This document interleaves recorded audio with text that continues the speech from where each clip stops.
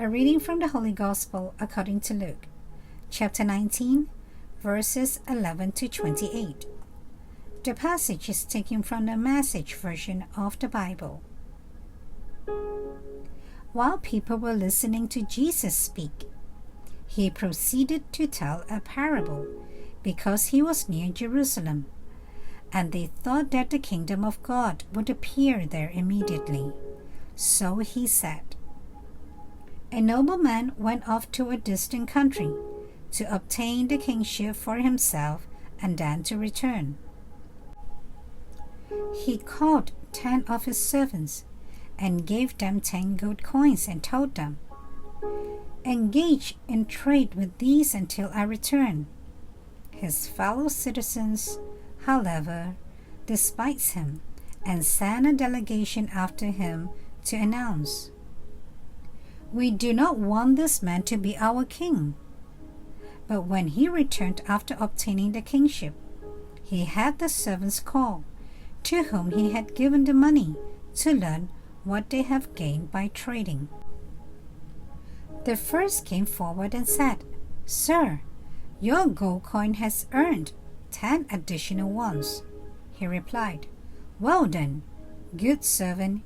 You have been faithful in this very small matter. Take charge of 10 cities.' Then the second came and reported, 'Your gold coin, sir, has earned 5 more.' And to this servant too he said, 'You take charge of 5 cities.' Then the other servant came and said, 'Sir, here is your gold coin. I kept it, stored away in a handkerchief, for I was afraid of you. Because you are a demanding man, you take up what you did not lay down, and you harvest what you did not plant.' He said to him, 'With your own words I shall condemn you. You wicked servant, you knew I was a demanding man, taking up what I did not lay down, and harvesting what I did not plant. Why did you not put my money into a bank? Then, on my return, I would have collected it with interest.' And to those standing by he said, 'Take the gold coin from him and give it to the servant who has 10. But they said to him, 'Sir, he has 10 gold coins.' He replied, 'I tell you, to everyone who has, more will be given, but from the one who has not, even what he has will be taken away. Now, as for those enemies of mine who did not want me as their king, bring them here and slay them before me.' After he had said this, he proceeded on his journey up to Jerusalem." The Gospel of the Lord. Reflection according to St. Luke chapter 19 verses 11 to 28. Invest your riches wisely. There is very little certainty about Saint Cecilia, a Roman martyr of the 3rd century. According to tradition, she was a Christian of noble birth and had been promised in marriage to a non-Christian named Valerian. Cecilia's vow of celibacy and her faith in Jesus led Valerian and his brother to believe in Jesus and to devote their lives to give proper burial to the bodies of Christians who had been persecuted and killed until they themselves were martyred. Emperor Alexander Severus sentenced Cecilia to death for refusing to offer pagan sacrifices.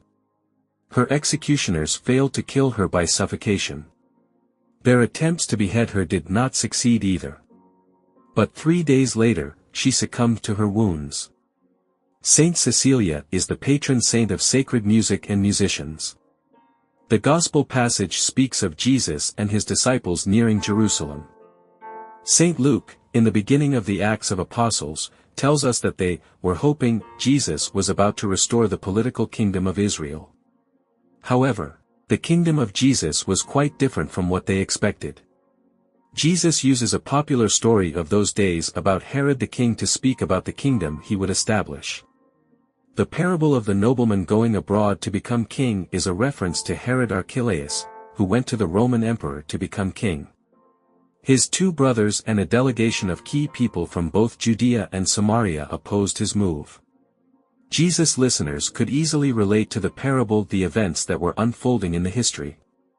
Archelaus, the son of Herod the Great, had gone to Rome in the year 4 BC to get himself appointed king. On his return, he succeeded his father.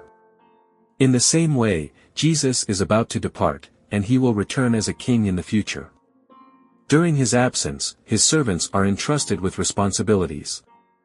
The king gives 10 units of money to each of the 10 servants and instructs them to invest the money until he returns. Luke's narrative gives each tenant a similar amount to do business with. In contrast to other Gospels, many people despised this master and did not wish to have him as their ruler. While he is away, his servants will be entrusted to care for their master's affairs. But many will reject him altogether. Today we are asked to reflect on the unique gifts that God has given to each one of us and how we are using them, investing them.